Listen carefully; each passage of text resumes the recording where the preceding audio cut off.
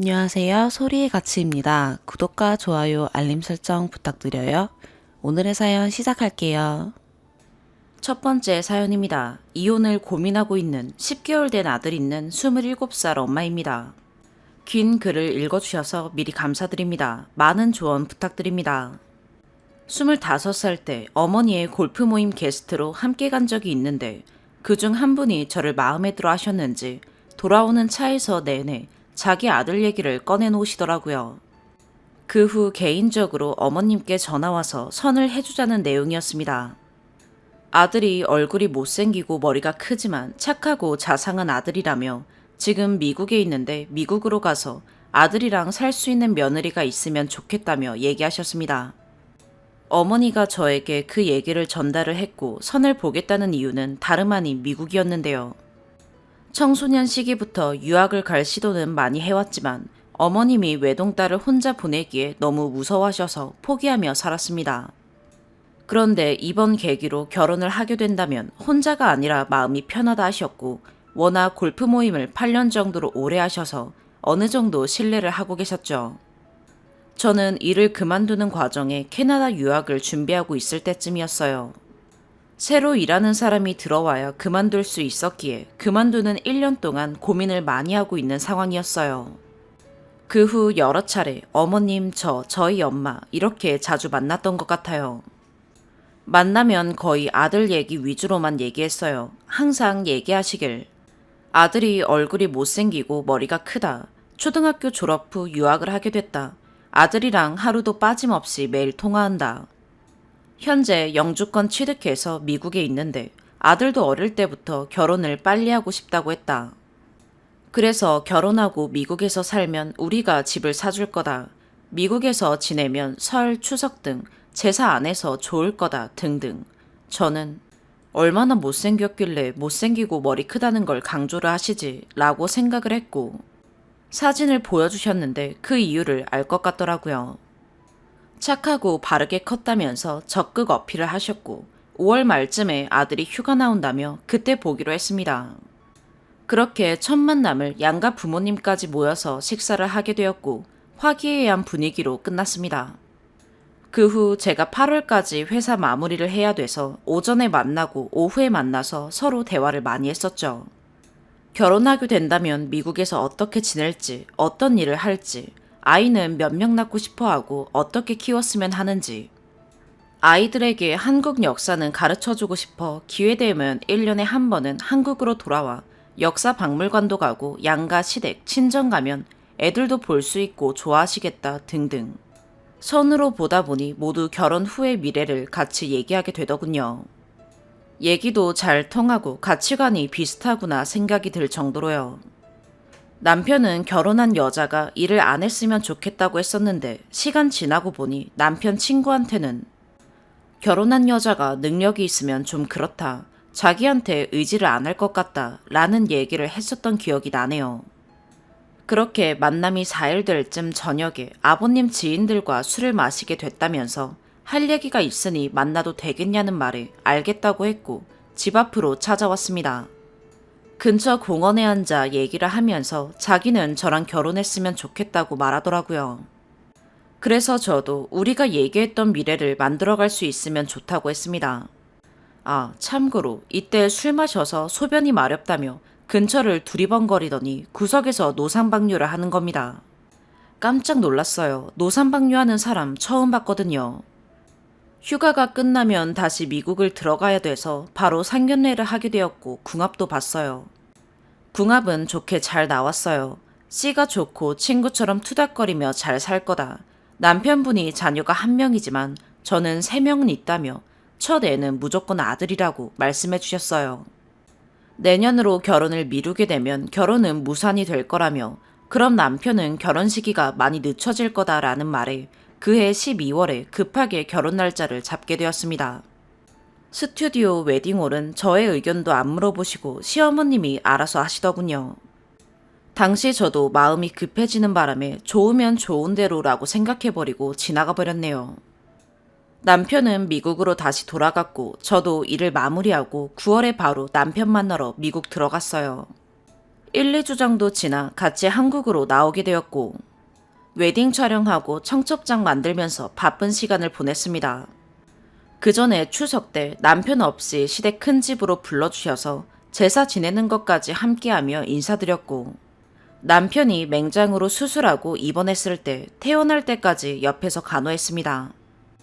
양가 어머님들과 자주 식사하는데 시어머님이 예의 바르고 인성이 좋고 행복하게 자란 며느리가 좋다고 얘기한 적이 있어요. 저희 부모님이 재혼 가정인데 이 얘기는 알려줘야겠다 싶어서 가족이 다 모여 식사 자리에서 기억도 안 나지만 제가 어릴 때 재혼을 하게 되었다는 얘기에 시어머님은 크게 실망해 보였습니다. 며칠 후 친정집으로 찾아오셔서 왜 이제야 얘기했냐며 이건 사기 결혼이다 라고 얘기를 하셨습니다. 그동안 지인으로만 알고 지냈고 개인 가정사를 얘기할 만한 사이도 아니었습니다. 결론은 시어머님은 결혼 반대를 하셨고 남편이 자기가 좋다며 결혼을 진행하고 싶다고 해서 결혼을 하게 되었습니다. 저는 프로포즈를 꼭 받고 싶어 했어요. 연애 결혼도 아니고 선으로 결혼하는 거라 더욱 받고 싶어 했고 그런 마음을 남편한테 얘기를 했는데도 하겠다고 알겠다고 말만 해놓고 결국 안 하더군요. 처음에는 시어머님이 예물예단 하지 말자고 했지만 저희 엄마는 안 했다가는 무슨 말이 나올 줄 모른다. 해줄 건 다 해라. 라는 주변 말씀에 여자 쪽에서 해줘야 할 것들 모두 빠짐없이 다 했습니다. 물론 시댁에서도 해줬고요. 대부분 서로 잘 지냈습니다. 시어머님은 항상 자기 아들이 복이 많다며 결혼하는 저보고도 복이 많다고 얘기했고 항상 복이 많다. 우리 가정은 이렇게 잘 산다 등 똑같은 말씀을 반복적으로 할 때도 처음 듣는 듯 경청했습니다. 신혼여행으로 두바이를 가게 되었는데 제 버킷리스트 중 두바이에서 스카이다이빙 새해 보내기가 있었어요. 스카이다이빙은 겁 많은 남편이 안 했으면 좋겠다며 온갖 설득하기 시작했고 결국 안 하게 되었어요. 12월 31일 두바이 투어 중 자기는 너무 피곤하며 잠을 잤으면 좋겠다며 호텔로 돌아가자는 겁니다. 저는 조금만 지나면 새해 불꽃놀이 한다며 이번에는 꼭 볼 거라며 얘기했고 그렇게 남편 혼자 호텔로 돌아가 버리고 저는 혼자 돌아다니며 부르즈 칼리파까지 혼자 찾아가 새해 불꽃 구경을 했습니다. 끝난 후 호텔로 가기 위해 발을 돌렸는데 그때 남편이 걱정이 되었는지 찾아왔어요. 저는 결혼 후 신혼기간을 6개월이라도 가졌으면 좋겠다고 했는데 남편은 바로 임신하길 원했고 시댁에서는 애를 낳으려면 빨리 갖는 게 낫다. 엄마가 젊어야 아이한테 좋다. 요즘 비혼이고 애들 안 낳은 가정이고 제정신이 아니다 라면서 비난을 했고 결국 저도 허니문으로 아이를 가졌습니다. 신혼여행을 다녀오고 나서 코로나가 터져버렸고 한참 한국이 신천지 때문에 힘들 때 저희는 미국으로 넘어왔습니다. 미국에서 집값도 알아보고 변호사를 선임해서 비자 신청하고 지내다 미국도 코로나로 퍼지고 있을 때 시댁에서 한국으로 들어와 있어라. 새아기 임신해서 위험하다 라는 말과 함께 얼마 안 있어 한국으로 들어왔습니다. 집은 아버님 명의로 되어 있는 빌라 같은 단지에 들어오면서 가정가구는 저희 친정에서 싹 다 구매를 해주셨습니다. 그 가정가구도 시어머님 동생분이 백화점 VIP라 점수 올린다고 백화점에서 무조건 사야 된다고 하셔서 저희 선택도 없이 삼성, 에이스 등 브랜드를 시어머님이 골라주시고 저희는 그 안에서 골라야 할 수밖에 없었어요. 가전도 싹 다 삼성으로 사서 공기청정기 등 선물로 받았는데 시어머님이 저희 의견도 없이 공기청정기는 시이모님에게 주셨네요. 시이모님은 카드로 결제해서 점수 올리고 저희는 그 금액 모두 현금으로 바로 입금했습니다. 저희 엄마는 불만이 있었지만 말은 안 했어요. 임신 기간 동안은 별 문제 없이 잘 지나갔던 것 같아요. 남편은 한국에 있을 동안 놀고 있을 수 없어 시아버님이 제주도 다음으로 큰 섬에서 대형마트 다음으로 큰 마트를 하고 계시는데 그 마트에서 일하기로 했고 시어머님이 요즘 남자들은 가정에 많이 도와준다는 말과 달리 꼭 시켜야 겨우 청소기 돌려주는 요리 잘하는 남편이 결혼하고 나서 한 손에 꼽힐 만큼 해주더라고요. 아무튼 아이를 낳고 조리원에 지낸 후 집으로 돌아왔고 시댁에서 산후도우미 서비스를 아이가 6개월이 되는 동안 이용하라고 했고 감사하며 산후조리에 더욱 신경 썼습니다. 아이가 50일 때쯤이었나 한참 밤에 잠투정도 심할 때라 영아산통인가 생각할 정도로 2시간 울다 달래고 재우는 시기였는데 시어머님 생신이셔서 어떻게 해드려야 하나 싶어 산후도우미 이모님이나 출산 마사지 해주시는 분을 저희 엄마에게도 여쭤봤고 별다른 방법은 없어 요즘 유행하는 인간 화환으로 준비하면서 호텔 케이크를 예약했습니다. 남편은 부모님께 전화드려서 호텔에서 식사하자고 했고 호텔에 먼저 도착하셔서 식사하고 계시길래 저는 호텔 카운터에서 케이크를 가지고 생일 축하를 잘 마무리가 되었다 생각했습니다. 그 후 며칠 후 남편이 시어머님이 통화하더니 저희 부부한테 생일날 서운했다는 말을 해주더라고요. 저는 아이가 어려도 최선을 다했다고 생각했는데 아니더라고요.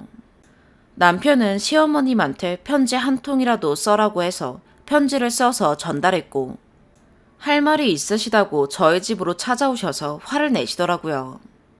며느리한테 생일상도 받지 못하냐며 어떻게 케이크를 보는 눈앞에서 사서 가져오냐. 난 욕심없는 시어머님이다. 생일상 바라지도 않는다. 마음이 담아있는 편지라도 써야 되는 건 아니니 저보고 마음이 없다 등등. 그리고 지인한테 얘기 들었다며 제 외할아버지도 재혼하셨냐며 저한테 얼마나 닥달을 하시는지. 외할아버지 재혼, 부모님 재혼, 저의 잘못인가요? 결혼 후 시어머님은 아들이랑 매일 통화 못하고 자기한테 비밀이 생긴 것 같다면서 결혼하고 나서 애가 달라졌다며 결혼시킨 걸 후회한다는 얘기를 저한테 얘기를 하시더라고요. 시어머님이 생각하는 연락을 자주 할 정도는 저랑은 차이가 많이 나서 초반에는 연락을 안 하는 문제로 말을 몇 번 하셨어요. 또 그 연락에는 남편 친할머니까지 가족들에게도 해야 된다고 강요를 하셨죠. 저는 비자가 나올 때까지 한국에서 양가 부모님께 손자 많이 보여주려고 자주 왕래를 했고 아버님이 얘기하시다가 저희를 미국에 안 보낸다는 식으로 얘기하셔서 저는 아버님만 그렇게 생각을 하고 계시는구나 대수롭지 않게 생각했어요. 그래서 솔직하게 어머님에게 여쭤보니 자기도 안 보낼 거라고 코로나 시국에 무슨 미국이냐면서 미국에 확진자 수를 봤냐며 다 큰일 난다면서 괜히 고생하면서 일하고 있는 아들한테 미국 얘기해서 스트레스 주지 말고 기다려라 라고 얘기를 하시더라고요. 저는 시어머님이 안전과민이라 그러는가 보다 생각했어요. 워낙 예전부터 암 수술을 하셨고 병원에서 어떤 음식 조심하세요 라고 하면 그 다음 날부터는 그 음식은 절대 안 드세요. 저만 안전과민증이라고 생각하는 게 아니라 본인도 가족도 다 알고 계세요. 그렇게 코로나로 걱정하시면서 설이나 제사 때는 빠짐없이 부르더라고요. 그 후 잘 지내다가 갑자기 시어머님이 연락이 안 되셔서 걱정되는 바람에 시아버님께 연락드렸더니 서운한 게 있어서인지 막내 동생 집에 가 있다고 시아버님 연락도 안 받는다며 기다려보라 하셨어요. 시간이 지나 저만 따로 시어머님이 집으로 부르시더라고요. 자기가 많은 것을 바라는 것 같다고 그래서 자기를 내려놓느라 연락을 못 받았다며 앞으로 저희 부부한테 기대를 안 한다고 남의 사람이다 생각하면 그렇게 생각할 수 있지라며 서운한 감정 들지도 않을 것 같다며 저희를 남이라고 생각하시겠대요. 그래야 자기가 욕심을 내려놓을 것 같다고요. 또 시간이 흘렀습니다. 시댁이랑 놀러도 가기도 하고 잘 지내고 있었습니다. 올해 여름에는 항상 마트 행사라 엄청 바빠요. 하필 일하는 사람이 몇 명 그만둬서 남편이 더 힘들게 일하고 있었죠. 자기 부모님 마트이고 자기 거라 생각하는지 항상 열심히 했어요. 자식 생각해서 일을 한다는 남편이 점점 자식보다 일이 우선이 되었답니다. 새벽 7시에 출근해서 저녁까지 일하는 남편을 생각해 집에 와서도 바로 쉴 수 있게 하고 아침 저녁 먹을 건지도 남편한테 물어봐 먹고 싶으면 차려줬어요. 삼식이라 임신할 때도 거의 다 챙겨주었는데 아이가 있다 보니 아침 챙겨주기가 쉽지 않더라고요. 마트에서 점심을 알아서 잘 챙겨 먹으면 되는데 항상 바쁘다고. 다른 직원이 식사하게 챙겨주고 자기가 더 일하게 돼서 점심 안 먹는 날이 더 많아요. 친정아빠 생신이라 가족끼리 식사하게 되었고 그날도 점심을 못 먹었다 해서 식사하고 또 치킨을 포장해서 친정집에서 먹기로 했어요. 그리고 다들 술 한잔 마신 탓인지 친정엄마가 시어머니한테 서운했던 얘기를 조금 했습니다. 자기를 멀리하는 것 같다면서 안 좋은 얘기는 친정엄마가 얘기하고 다닌다면서 뭐라고 하셨나 봐요. 친정엄마는 억울하다고 하시면서요. 그러면서 자연스레 미국 얘기가 나왔어요. 남편은 뭐가 그리 기분 나쁜지 나쁜 티를 내고 있었고 그 와중에 친정엄마는 달래면서 어떻게 되어가고 있는지 궁금해서 물어봤답니다. 얘기가 더 길어질 것 같아 대리를 불렀고 남편은 일어날 생각을 안 하고 친정엄마랑 얘기하고 있길래 1층 내려가서 기다린다고 하고 저는 아이와 내려왔습니다. 대리기사님은 오셨는데 두 분 다 전화를 너무 안 받아 계속 기다리게 할 수 없어 저 먼저 갔습니다. 솔직히 저도 기분이 안 좋았어요. 제 앞에서 친정집에는 같이 미국 갈 준비하고 있다. 지금 미국에 있는 집이랑 차가 돈이 계속 나가고 있기 때문에 아는 분을 통해 처리했다. 라는 말만 알고 있었는데 말하는 걸 들어보니 시댁이랑 똑같은 생각을 가진 사람처럼 얘기하더라고요. 그럴 거면 안 간다고 솔직하게 얘기를 하던지. 저도 그때 남편한테 결혼 전에 재혼 사실을 얘기한 것 가지고 사기 결혼이라고 들어야 하는지, 내가 부모님이나 돌아가신 외할아버지한테 왜 재혼했냐고 따졌어야 했냐며, 그러는 나는 결혼 조건이 미국 때문이었는데 결혼 후 안 보내주겠다는 말이 오히려 그게 더 사기 아니냐며 말했어요. 그 후 집에 와서 대화도 안 하고 남편은 아침 일찍 출근해서 저녁에 들어오고를 3일쯤인가. 시어머님이 전화 와서 집으로 와서 얘기 좀 하시자고 해서 저는 저희 친정엄마와 함께 갔습니다. 함께 간 이유는 친정엄마가 서운했던 얘기를 남편이 시어머님께 전달했을까봐 같이 얘기해보기 위해서였어요. 시댁에 도착하니 시어머님은 친정엄마를 보곤 왜 왔냐고 며느리한테 할 말이 있다고 하고 주방으로 가서 저, 친정엄마, 시어머님 이렇게 3명이 마주보고 앉았습니다. 이때 남편은 시어머님 호출에 이미 집에 와 있었고 안방에 안마의자에 앉아 쉬고 있더군요.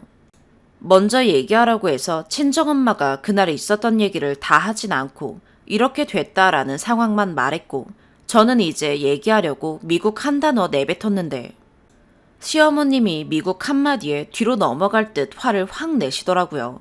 순간 깜짝 놀랐어요. 아직도 미국 얘기하냐고, 내 아들한테 미국 얘기해서 힘들게 했냐며, 밖에 일하는 남편한테 할 소리냐며, 아들이 힘들다고 집에 와서 울었답니다. 다 필요 없고 난 내 아들만 중요하다며 미국 때문에 결혼한 거면 이혼하라며 식탁을 계속 내리치면서 화를 내시더라고요. 어안이 벙벙했네요. 미국 가면 코로나 때문에 못 산다며 못 보낸답니다. 자기 아들은 절대 안 보내줄 거라며. 한국 아니면 코로나 때문에 다른 나라 가면 무조건 못 살 거라 생각하시네요. 손자 며느리 다 필요 없다. 난 내 아들만 생각한다며 사돈 앞에서, 그것도 친정엄마 앞에서 저를 개잡듯 잡더라고요. 사실 알고 있었어요. 평소에 말로는 제 생각 해주시는 척 손자 좋아하시지만 아들이 우선이었다는 걸요. 음식 등 은근슬쩍 아들한테는 소고기가 들어간 김밥, 저는 몇 가지 재료 빠진 김밥을 주는 등 못 느낄 수가 없었죠. 남편도 저랑 눈이 마주쳐서 자기 거를 먹겠냐고 물어볼 정도였어요. 손자 알아서 키우라면서 필요 없다고, 못 키우면 데리고 오라고, 보모 구해서 키운다고, 저도 불만 있으면 얘기하라 해놓고 생각하고 말할 겨를이 없이 대답 안 하고 버르장머리 없다 하고 자기 말에 대답했다고 말대꾸하냐고 그러고 친정엄마한테도 불만이 있다며 말끝마다 돈 얘기해서 귀에 거슬렸대요. 그래서 이혼이 남편 생각도 같냐며 남편을 따로 불러 얘기를 하려고 했고 자기는 친정아빠 생신날에 피곤하고 힘든데 장모님이 얘기하는 걸 중재를 안 했다고 기분이 나빴대요. 예전에는 저보고 자기 부모님한테 버릇이 없니, 예의가 없니 하던 사람이 그래서 일부러 기분 나쁜 티를 그렇게 냈구나 라고 생각이 들더군요. 더 얘기할 시간도 없이 쫓겨나듯이 나왔습니다. 그렇게 지금 남편은 시댁에서 출퇴근하고 있으며 저는 집에서 아이와 함께 지내고 있는 지 일주일 정도 되어 갑니다. 요즘 재혼 가정도 많고 이혼도 많이 하는데 그게 큰 죄일까요? 재혼 가정은 다 불행하게 큰 아이들이며 예의 바르지 못한 건가요? 참 억울하네요. 아이가 있다 보니 여러 고민들을 하게 됩니다. 미국 포기하고 내 삶, 내 아들 삶 포기해서 시어머님이 하라는 대로 조종당하며 살지. 아니면 제 아들을 위해서라도 벗어나서 개인적으로 이민을 준비하든 미래를 생각하든 해야 할지. 물론 결혼해서 나쁜 것만 있었던 건 아니에요. 남편도 주변 사람들에게 잘했고 시댁도 워낙 지역 평판이 좋으세요.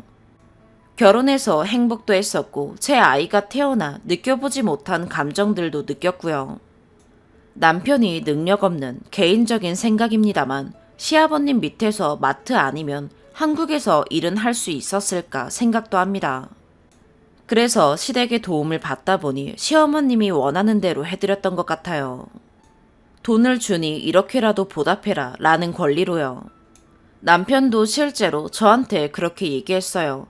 먼저 손 벌린 적은 없고 남편이 월급 받는 돈으로 남편 용돈 주며 나머지 돈은 생활에 쓰면서 나름 아꼈습니다. 한 번씩 자기 아들을 위하지만 말은 저에게 필요할 것 같다며 리클라이너 의자 등 몇 가지 선물해주는 식으로 주셨어요. 그리고 남편과는 관계를 가지지 않습니다. 남편이 조루인 것 같아요. 아이 낳고 10개월 동안 관계 딱 2번 했습니다. 빠진 내용도 못다한 말이 있지만 너무 길어져서 여기서 마무리합니다. 작은 지역이다 보니 워낙 입소문도 많고 겹치는 지인들이 많아 더 고민이 많습니다. 저는 앞으로 어떻게 해야 될까요? 많은 조언 부탁드리며 부족한 글솜씨로도 긴 글을 읽어주셔서 감사합니다. 2번째 사연입니다. 남친이 아니라 이제 전남친입니다. 3일 정도 됐고요. 문득문득 제가 이상한 건지 생각이 떠올라서 혹여나 제가 잘못을 한 부분이라면 저도 바로잡기 위해서 글을 올려봅니다. 전 남친은 현재 이직 준비 중이고 백수가 된 지 1년 반 정도 됐습니다. 이게 우리 사이에는 제가 생각하기에는 문제가 되지 않으나 남친은 스트레스를 심하게 받고 있습니다. 회사를 그만둘 당시에 나이도 있고 서로 결혼할 생각이 있었기에 퇴사에 대한 고민을 저에게 털어놓았고 저도 그 당시 회사 일이 너무 힘들고 회사 다니면서 살도 10kg나 빠진 후 회복이 안 되고 있던 정도였고 회사를 다니는 것 자체가 저에게는 그냥 버티는 일이 되어버렸을 때였어요. 슬럼프로 퇴사를 할까도 고민을 오래 했었지만 제 긍정적인 목표를 이루고 다음 미래를 위해 나중에 퇴사하리라 마음을 굳혔어요. 8년을 다닌 회사라 그 사이 많은 슬럼프들이 있었고 그때마다 잘 견뎌냈어요. 남친도 여러 직장 동료의 갈등, 일적인 문제로 퇴사를 고심하여 결심했고 저 또한 그 일이 딱 남친에게 맞고 남친의 여러 가지 형편에서 볼 때 괜찮은 일자리여서 곰곰이 생각을 해보는 게 어떠냐고 했어요. 남친의 건강상으로도 시간적으로도 금전적으로 적합했었거든요. 돈은 많이 못 벌었어도 그만큼 일하고 그 정도의 월급이면 괜찮다고 생각했어요. 그렇게 생각을 해보더니 결국에는 퇴사를 결정했고 저도 그래, 너가 오래 생각하고 결정한 거니 응원한다고 했어요. 그 뒤로 코로나가 심화되고 직장은 못 구하고 있는 상태이고 생활고에 빠져 있고 이리저리 돈을 빌려서 생활하고 있어요. 결국엔 그냥 그 회사에서 버틸 걸 이라는 후회를 하네요. 남친이 이리저리 이력서를 넣어봐도 다 퇴짜 맞아서 남친의 심적으로 예민하다는 걸 크게 느껴져요. 하지만 이력서를 보면 그냥 제가 고등학교 때 알바한다고 썼던 이력서처럼 간단히 써놓습니다. 제가 조금이나마 도움이 되려고 도와주려고 해도 별로 달갑지도 않아 하고 아예 듣기도 전에 차단하듯 건성으로 듣고 의견을 무시하며 싫어하는 티를 내서 그냥 도와주지도 않습니다. 저도 나이를 점점 먹으면서 돈의 가치, 경제관념이 커져갔고 여러 가지 재테크에 관심도 생기다가 집 재테크 한번 해볼까도 싶고 뚜렷한 목표가 생겼고 집에 현재 매달 나가야 하는 돈이 있어 돈을 모아야 하기에 금전적으로 남친에게 도움을 못 주지만 간단한 데이트 비용 등은 제가 낼 수 있습니다. 딱히 현재 코로나로 야외 활동을 자제하고 있어 데이트 비용이 나가는 게 크게 없긴 하지만요. 남친과 사귀면서 남친은 저에게 돈 없다는 소리를 달고 살 때 저는 제가 돈 없다고 말하는 말마저도 남친에게 해가 되는 것 같아서 저는 돈 없다는 소리 한 번도 해본 적 없고 모자라면 제가 해결할 수 있는 한도 내에서 신용카드를 사용했습니다. 돈 없다는 말조차도 남친에게 부담이 될까 봐요. 그땐 그랬었네요. 지금은 꿈이 있어 돈을 쪼개어 사용을 하다 보니 매달 내 용돈 나누어 사용을 하고 있어서 용돈이 떨어지면 돈 없다고 하기도 했는데 그것도 문제가 됐나 봅니다. 돈 없다라는 말을 남친에게 지겹게 들었는데 저는 하면 안 됐던 건지. 시기가 남친이 금전적으로 더 부족한 시기이긴 하지만 보통 직장인들 월급 받기 한 주 전에는 돈이 없어지는 게 대부분이지 않나요? 왜 본인이 퇴직해서 돈 없을 시기에 돈 없다고 하냐고 뭐라고 합니다. 제가 변했다고 본인을 무시한다고요. 은연중 저도 모르게 그랬을 수도 있겠죠. 근데 남친이 퇴사해서 싫었으면 1년 반 넘도록 만나지도 않고 바로 헤어졌겠죠. 나이도 있고 서로 미래를 보고 사귀었는데 사귀기 전에 돈이 저보다 없는 것도 알았고 집안이 저희 집보다 잘 못 사는 것도 알았고 그 외 많은 부분이 누가 들어도 반대할 결혼인데도 저 안고 가리라 좋아하는 마음 하나로 만났거든요. 맨날 본인이 돈 없으니 무시하고 변했다고 몰아붙이기도 합니다. 저는 남친에게 금전적으로 바라는 게 없습니다. 사귀기 전에도 후에도 늘 그래왔습니다. 제가 잘났다고 생각해 본 적 없지만 제가 남친보다 돈도 많이 모았고 월급도 많았거든요. 남친이 돈을 더 모았으면 했지 저에게 더 쓰길 바라진 않았습니다. 남친이 생활이 어려워져 핸드폰비도 밀려 정지가 되기도 해서 본인한테만 쓰라고. 남친이 적금 들어놓은 거 일부 깨서 회사 이직할 때까지 너 생활비로만 조금씩 쓰면 안 되냐고 하니 화를 냅니다. 왜 네가 그걸로 이래라 저래라 하냐고 건드리려 하냐고 너 같으면 그러겠냐고 미친 듯이 소리치며 화를 냅니다. 제가 선을 넘은 걸까요? 연애 초기에 남친이랑 모은 돈에 대해 이야기하다가 남친이 돈을 모아놓는 게 없어서 결혼하려면 돈을 모아야 한다고.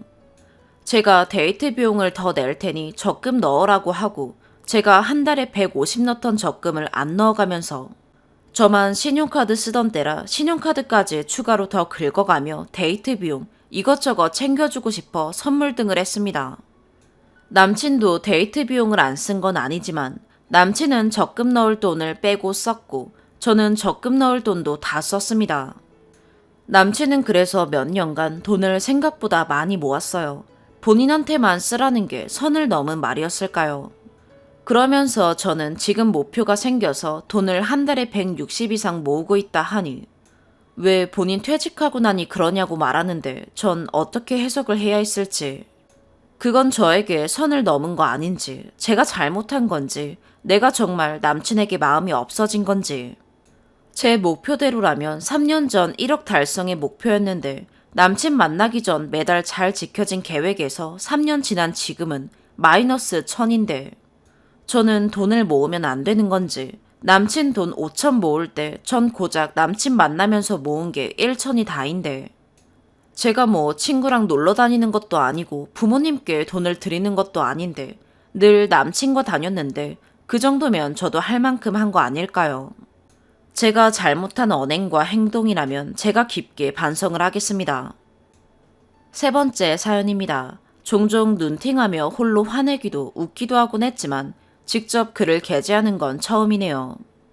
몇 달째 억울한 마음을 삼켜보려 했지만 마음이 삭혀지지 않아 방법을 모색하던 중 화력이 좋은 이곳을 이용하게 되었습니다.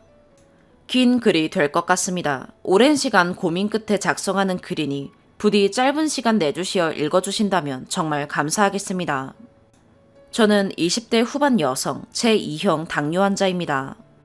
작년도 12월에 무료 건강검진을 통해 사실을 알게 되었고 당시 소변을 너무 자주 보기에 이상 증세를 검색하던 중 당뇨 증상이라는 글을 보고 건강검진 시 당뇨검사, 당하혈 색소를 추가적으로 진행했습니다. 정상인은 6점대 미만이지만 제 검사 결과는 당하혈 색소 11.9라는 소견이 나왔고 며칠은 정말 집에서 울기만 했던 것 같네요. 보험 측이 알아본 내용으로는 당뇨 확진이 되면 당뇨 진단금으로 받을 수 있는 금액이 있었기에 청구 신청을 했는데, 이 과정에서 제가 2019년도 12월에 위가 아프고 자주 구토를 하는 증상으로 진료를 받던 강남역 소재 의원에서 당뇨 확진을 받았었다고 합니다. 해서 보험 가입 후 1년 이내로 확진을 받았기에 보험금은 지급할 수 없다는 보험사의 통보를 받았습니다. 저는 하늘의 맹세코 당뇨에 관한 내용을 들은 적도 검사를 진행한다는 사실 또한 들은 적이 없었기에 해당 내용으로 병원에 문의했었습니다. 하물며 내원 시 제 기억으로는 속이 너무 안 좋아 단호박죽을 먹었음에도 계속 더부룩하여 점심시간을 이용해서 병원에 다녀오라는 직장 동료들의 말을 듣고 바로 근처 병원으로 내원했고 2시 30분이 넘어서야 수납하고 직장으로 들어갔습니다. 해당 내용은 카드 결제한 날짜와 시각이 나와 있는 문자가 있습니다. 1차 통화 때는 아마 얘기했을 텐데 확인 후 연락드리겠다. 2차 통화는 검사 당일에는 당뇨 검사 결과가 나오지 않아 검사를 마친 다음 날 다시 내원해서 결과를 들었다. 저는 그런 적이 없으며 만약 2차로 내원을 했다면 내원 요청 예약 문자가 있었을 테니 보내달라 요청했습니다. 3차 통화는 당일에 얘기했다. 2차 통화 시 당일에는 당뇨 검사 결과가 나오지 않는다고 합니다. 4차 통화는 당화혈 색소 수치가 이미 높아 당뇨약을 먹고 있을 것이라고 간주했다. 초진 시 복용하는 약, 앓고 있는 질환에 대해 수집하지 않나요? 이때 질병 및 복용약 없다고 했다 하니 이런 부분을 활용하는지는 의사 재량이라 합니다. 5차 통화는 그래서 원하는 게 뭔가요? 라기에 보험금 미수령에 대한 1,000만 원 보상을 요구했습니다. 6차 통화는 백혈구 수치에 대해서 얘기한 건 있는데 이 또한 못 들었느냐. 검사 결과 때 속이 이상해서 간 병원에서 다른 부분은 이상이 없고 자궁에 근종이 있다는 말만 들어서 확실히 기억합니다. 혈액에 대한 내용 전혀 말한 게 없습니다. 7차 통화는 당뇨에 대해 말한 기록이 있다. 보상금은 줄 수 없다. 이렇게 병원에서는 몇 차례 말을 바꾸며 책임을 회피했습니다. 이에 저는 병원에 내원하여 부원장과 해당 내용에 대해 상담했습니다. 병원 측에서는 당뇨에 대해 못 들었다는 것도 환자의 개인적인 의견일 뿐이며 증거가 없으니 입증하기 어렵지 않냐, 원한다면 의료소송을 걸라더군요. 7차 통화까지의 녹취 파일이 존재하고 병원 측에서 만약 당뇨에 대해 확진을 내렸다면 왜 약 처방을 하지 않았냐고 하니 환자가 약 처방을 원치 않는 경우가 있다. 이 경우도 글을 쓸 수 있다기에 이렇게 특이한 이슈라면 당연히 기록지에 기록이 되어 있어야 하지 않냐 하니 그건 맞지만 그 또한 의무가 아니다 라고 말씀하시더라고요. 또한 벽의 모든 검사 내용은 환자의 추적 관찰을 위해 녹취되고 있다는 팻말이 있어 당시에 녹취 기록을 볼 수 있냐고 하니 처음엔 찾는데 시간이 오래 걸린다 하셔서 찾는 걸 돕겠다. 제가 결제한 내역에 날짜와 시간이 있으니 그리 어렵진 않겠다 하니 일단 찾아보겠다 하시고는 10분 뒤에 그런 녹취 기록은 없고 시간이 너무 지나서 삭제됐다고 하셨습니다. 병원에서 말을 너무 많이 바꾼 터라 신뢰할 수가 없던 저는 제 녹취 기록이 정말 없는지 그 날짜의 기록들을 보고 싶다고 하니 없어요. 보여주기 싫어요. 보여주는 게 의무는 아니잖아요. 라며 큰 소리 치시는 병원의 입장에 정말 속이 상했습니다. 세상에 어떤 사람이 당신 당뇨입니다. 수치가 9.0이 넘어요. 라는 말을 듣고도 잊을 수가 있었을까요?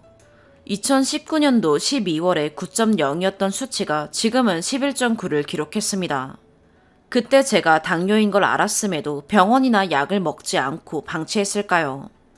그런 사람이 세상 천지에 어디에 있을까요? 당시에 진료를 받던 의사는 현재 퇴직한 상태라고 합니다. 보험사와 병원에서는 서로 1년이 지나 돈을 줄 수 없다. 병원에서는 말했다. 말하지 않은 증거를 가져와라. 라며 사과 한 번 받지 못하니 너무너무 억울하고 분통합니다. 해당 내용으로 여러 군데 자문을 구했으나 2019년도 12월 당시에 녹취록이 존재하지 않아 증거가 없다는데 정말 다른 분들은 병원의 검사 결과를 들으실 때 반드시 녹취하시는지가 참 궁금합니다. 평생 앓고 살아야 하는 당뇨를 20대에 판정받았습니다. 당뇨 검사를 해놓고 검사 결과를 말하지 않는 병원. 증거가 없으니 책임지지 않겠다는데 정말 방법이 없는 걸까요? 긴 글을 읽어주셔서 감사합니다. 네 번째 사연입니다. 현재 고등학생인 여학생입니다.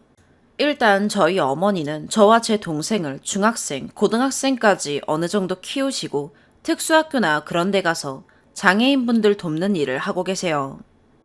그리고 저희 아버지는 낚시와 술 마시는 것을 시도 때도 없이 즐기시고 그냥 그럭저럭한 직장 다니고 계세요. 근데 저희 아버지는 늘 여성에 대한 불만을 가지고 계세요. 뭐 예를 들자면 여자는 세상에 필요 없는 존재야. 남자끼리만 살아도 세상은 충분히 돌아가게 생겼네. 이러시는데 이런 말은 어머니가 주로 없으실 때 하세요. 그리고 어머니 앞에 가셔서는 이번에 여직원 하나가 있는데 말이야. 그 여자 할 줄 아는 것도 없고 돈만 쳐받아가면서 육아휴직 내더라. 우리 회사는 도대체 여자를 왜 뽑는지 모르겠어. 업무 수행 능력도 떨어지고 말이야. 그러시더라고요. 게다가 저희 강아지가 여자 강아지인데 중성화도 한 강아지이고 그냥 평범한 강아지인데 강아지가 통통하거든요. 나름 잘 지내고 있었는데 아버지가 보시더니 여러 번씩이나 여자아이가 이렇게 배가 나와서 되겠어 이러시더라고요. 어떨 때는 화장실에 놓인 여성용품을 보시고는 조카 비싸기만 한데 니들은 도대체 하루에 몇 개씩이나 써대는 거냐? 우리 엄마 때는 말이야 대충 1,000대고 쓰셨댔어 이러시더라고요. 뭐 그냥 이외에도 많은데 전형적인 고정관념이 머리에 심어져 있다고 보셔도 될 것 같아요. 아버지가 하셨던 말씀이 더 떠오르면 더 추가해서 적을게요. 근데 아버지가 이런 것만이 문제가 아니세요. 집에 아파트 측의 부실 공사로 인해서 큰 공사를 해야 하는데 낚시하러 가시고 보험사 어떻게 대충 하고 네 돈 많잖아 네 돈으로 해 라고 어머니께 말씀하시더라고요. 어머니께서도 생활비 다 하고 나시면 거의 남는 것도 없으세요. 아버지는 일주일에 한두 번 지방에서 올라오시는데 저도 용돈이 터무니없이 부족하거든요. 교통비나 학원 중간중간 식비나 한 달 용돈이 진짜로 1,000원이라서 고등학생인지라 대충 알바 찾아서 고깃집이나 이런 거 알바하고 있고요. 아버지께서는 10만원, 20만원 하는 낚시용품도 그냥 팍팍 사세요. 그리고 더 말하자면 아버지는 집안 여자들을 자기 한참 아래로 보시는 듯 하세요. 뭐 눈앞에 있는 것도 따라달라 담아달라 하고 가족도 다 같이 각자 일하는데 제가 학원 갈 때 빨리 가야 해서 미리 사다 놓은 삼각김밥도 홀랑 드셔버리시더라고요. 그리고 제가 누가 마셨냐 하니 네 아버지가 먹었는데 뭐 죄 지은 듯 말한다? 이러시고요. 이 외에도 여러 가지 일이 있었고요. 사실 예전에 추석 때 집안 남자들이 자기들은 저희가 차려놓은 거 편히 앉아 먹어대면서 저랑 제 여동생 그리고 사촌언니, 이모, 승모 게다가 관절도 안 좋고 몸도 안 좋으신 할머니까지 여자들에게는 그냥 뭐 달라 이거 달라 저거 달라 해서 제가 아니 다들 움직일 수 있는 멀쩡한 사지 가지고 계신 것 같은데 도대체 왜 시켜대시냐 라고 했어요. 사실 말 조심해야 하는 것 맞지만 한두 번도 아니고 제 어린 여동생까지 시켜대시니 정말 어이없을 뿐이었죠. 그래서 아버지께 미친듯이 손찌검 당했고 혼났어요. 할아버지는 이미 한참 전 세상을 떠나셨고 남은 사람들은 다 젊으니 그렇게 말했어요. 진짜 마지막으로 하나 더 말하자면요. 제가 성적이 한 번 안 좋았어서 저도 우울하고 반성했는데 어머니께서 애들 책장 너무 다 낡았으니 책장 하나 당근해서 무료 나눔하는 거 하나 가지러 가자 하셨더니 길에서 버럭 화내시면서 공부도 안 하는 여자들 그냥 일이나 시켜 이러시고 아버지의 엄마인 친할머니께 가서 저랑 제 여동생 욕을 했다고 해요. 저는 그럴 때마다 아빠가 무슨 자격으로 그런 말을 하냐고 막 말대꾸를 했어요. 잘못한 거긴 하지만 저의 어린 여동생을 건드리니까 더 화가 났고요. 아버지는 저랑 제 여동생이 어릴 때 아플 때도 단 한 번도 곁에 안 계시고 낚시하러 다니셨어요. 정말 아버지와의 기억이 하나도 없고요. 이제 저는 앞으로 어떻게 살아가는 게 맞는 걸까요? 제가 한 행동들이 너무 잘못한 건가요? 긴 글 읽어주셔서 감사하고 조언 하나, 댓글 한 번만 남겨주시면 감사하겠습니다. 오늘의 사연 여기까지입니다. 구독과 좋아요, 알림 설정 부탁드려요. 시청해주셔서 감사합니다.